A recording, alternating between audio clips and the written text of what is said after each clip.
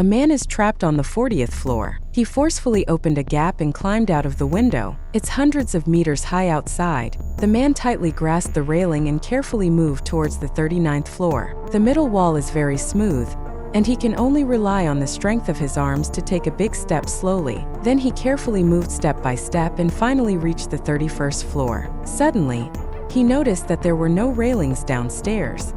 He quickly exerted all his strength and returned to the 31st floor. The man looked nervously downstairs. He can't go back. In order to survive, he must continue to move forward. Subsequently, he took off his belt and tied it to the railing. The man tightly grasped his belt and crawled down bit by bit. Quickly, he reached the bottom of the 30th floor.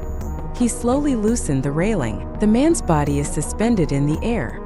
He gently shook and his foot landed on the railing. When he stood firm, he found that there was no balcony on this floor. In order to enter the floor, he had to move along the railing. At the corner, he slipped and fell, but adjusted his center of gravity in time. He tightly held onto the wall. After taking a few deep breaths, he knew he was about to succeed. He carefully extended his foot, and in the end, he finally landed, preparing to leave. But the glass door cannot be opened. He had to kick the door hard several times, and finally the door opened. Despite being exhausted, he walked briskly towards the door. Turning the door handle, he was saved.